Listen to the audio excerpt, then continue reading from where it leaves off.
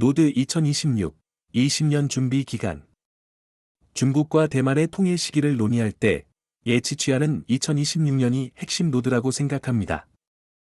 정치적 약속을 이행하는 것이 중국에서 중요한 문제이기 때문에 연기할 수 없는 노드입니다. 이것은 또한 중국의 정치 운영 메커니즘에 도덕적 힘이 중요한 요소임을 보여주는 좋은 예입니다. 오늘날 서양과 동양의 정치 연구 학자들은 도덕의 힘을 완전히 무시하고 있습니다. 적어도 그들은 그것을 경시합니다. 정치 구조, 정치 권력, 제국 질서를 연구하는 대다수의 학자들은 서양 정치 모델에 이론적 기초와 사고 방식을 두고 있습니다. 이러한 학자들은 종종 법적 조항의 힘, 국가 기구의 중요성, 경제 권력의 중요성을 무한히 확대합니다. 그들은 정치 구조와 질서의 운영에 또 다른 중요한 힘이 있다는 것을 전혀 알지 못합니다. 그것은 바로 도덕적 힘입니다. 도덕적 힘은 중국 정치 관리와 질서 유지에 있어 결코 빠질 수 없는 요소입니다.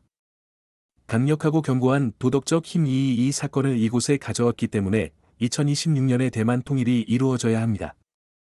이 도덕적 힘은 강하게 휘어진 샘과도 같으며 충분한 에너지를 축적해왔습니다. 그리고 이 긴장은 한계에 도달했습니다. 이 긴장이 해소되지 않으면 반대 방향으로 폭발하여 현재의 중국 정치 질서에 큰 균열을 일으키고 일련의 혼란을 가져올 것입니다. 2023년에 출간된 책에서 예치취하는 시진핑 주석의 정치적 성공이 그의 정치적 공약과 밀접한 관련이 있다고 분명히 언급하고 있습니다. 이 결론을 뒷받침할 만한 내부 정보는 없지만 중국의 정치 운영 법칙을 통해 확인할 수 있습니다. 중요한 것은 시진핑의 정치적 공약을 언제 이행할 것인가 하는 것입니다. 예치취하는 20년의 준비 기간이 가장 가능성이 높은 과정이라고 생각합니다. 첫째, 20년은 대만을 통일하기 위한 충분한 준비 기간입니다. 둘째, 20년은 매우 나쁜 정치 구조를 구축하기에는 충분하지 않습니다. 다시 말해, 중국은 중앙 집권 체제의 수립을 허용할 것입니다. 그러나 역사적으로 중요한 업적을 이루지 못한 사람은 그렇게 할 수 없습니다. 이제 정치적 헌신과 그 이행에 대해 직접 이야기할 수 있습니다. 또한 중국의 정치 권력 구조에서 도덕적 힘을 살펴볼 수 있습니다. 2009년과 2011년 사이 시진핑은 정치적 패배를 겪었습니다. 장점인 파벌은 그를 다른 정치 스타인 보시라이로 교체할 준비를 하고 있었습니다. 공개적으로 발표된 첫 번째 타격은 그가 2009년 중앙군사위원회 부위원장으로 취임하는 것이 지연되었다는 것이었습니다. 중국 정치 운영의 관성에 따르면 그는 그때 그렇게 되어야 합니다. 이 지연은 시진핑이 여러 정치 세력에 의해 차단되고 있다는 것을 증명했습니다. 또 다른 공개된 사실이 있습니다. 당시 중국 최고 권력층에 속한 9명 중 6명이 당시 눈부신 정치적 명성을 누리고 있던 보시라이를 지지하기 위해 나섰습니다. 이 6명 중에는 시진핑 자신도 포함되어 있었습니다. 당시 중국에서 가장 강력한 정치 집단은 장점인 집단이었습니다. 10년 전 중국의 명목상 최고 지도자가 된 후진타오가 장점인 집단의 권력을 약화시키는 것은 불가능했습니다. 그러나 장점인 집단은 시진핑을 버리고 보시라이를 대신 승진시켰습니다. 후진타오 그룹은 시진핑을 압박하고 싶었습니다. 후진타오 그룹은 리커창이 중국의 정치적 방향을 이끌도록 지원하기를 원했습니다.